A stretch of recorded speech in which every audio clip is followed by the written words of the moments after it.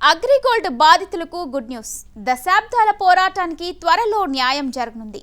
కడుపు కట్టుకుని కూడబెట్టుకున్న సొమ్ము మళ్ళీ తిరిగిచ్చేందుకు సర్వం సిద్ధమవుతుంది. అగ్రిగోల్డ్ స్కామ్లో మోసపోయిన 19 లక్షల మంది బాధితులకు న్యాయం చేసేందుకు ఈడీ చురుగ్గా పనిచేస్తుంది.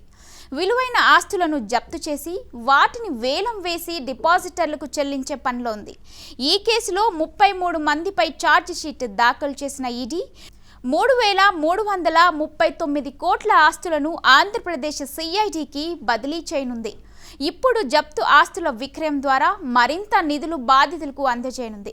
సిబిఐ, సిఐడి సహకారంతో ఈ ప్రక్రియ కొనసాగుతోంది.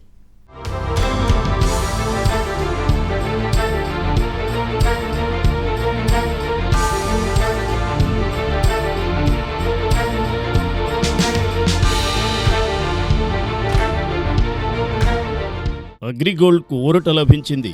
ఎన్ఫోర్స్మెంట్ డైరెక్టరేట్ ద్వారా జప్తు చేసిన అగ్రిగోల్డ్ సంస్థ ఆస్తులను బాధితులకు పంపిణీ చేయడానికి కోర్టు అనుమతి ఇచ్చింది.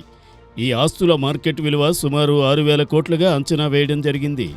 ఈడీ హైదరాబాద్ జోన్ కార్యాలయం అగ్రిగోల్డ్ గ్రూప్ కంపెనీలు నడిపిన పొంజీ స్కీమ్ బాధితులకు అందజేయనున్నారు.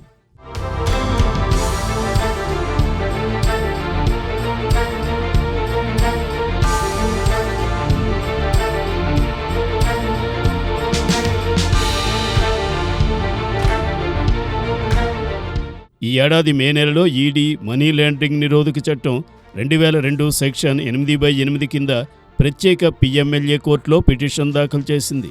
ఇందులో అటాచ్ చేసిన స్థిర, చర ఆస్తులను ఆంధ్రప్రదేశ్ సిఐడికి విడుదల చేసి ఆస్తులను బాధితులకు తిరిగి అప్పగించే నిమిత్తంగా ఆంధ్రప్రదేశ్ ఫైనాన్షియల్ ఎస్టాబ్లిష్మెంట్ డిపాజిటర్ల పరిరక్షణ చట్టం 1999 ప్రకారం పునరుద్ధరించాలని కోరింది. హైదరాబాద్లోని మెట్రోపాలిటన్ సెషన్స్ జడ్జి ప్రత్యేక పిఎంఎల్ఏ కోర్టు ఈ పిటిషన్ను జూన్ 10, 2025న ఆమోదించింది.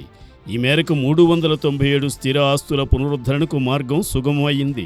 వీటిలో 380 ఆస్తులు ఆంధ్రప్రదేశ్లో, 13 తెలంగాణలో, 4 కర్ణాటక రాష్ట్రాల్లో ఉన్నాయి. వీటిలో వ్యవసాయ భూములు, నివాస, వాణిజ్య స్థలాలు, అపార్ట్మెంట్లు ఉన్నాయి.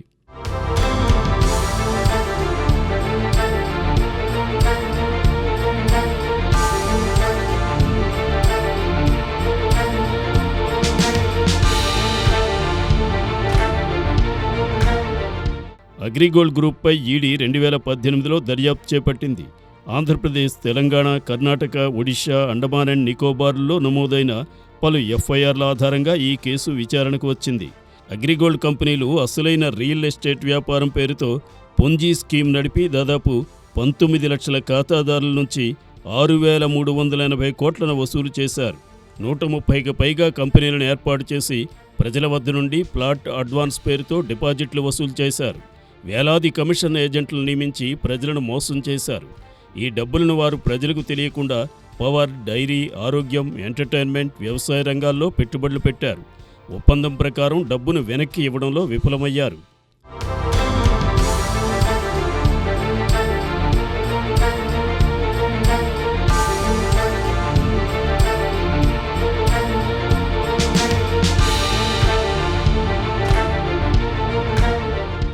అయితే ఈడీ దర్యాప్తులో భాగంగా దాదాపు 4,141.2 కోట్ల విలువైన స్థిర, చర ఆస్తులను అటాచ్ చేసింది.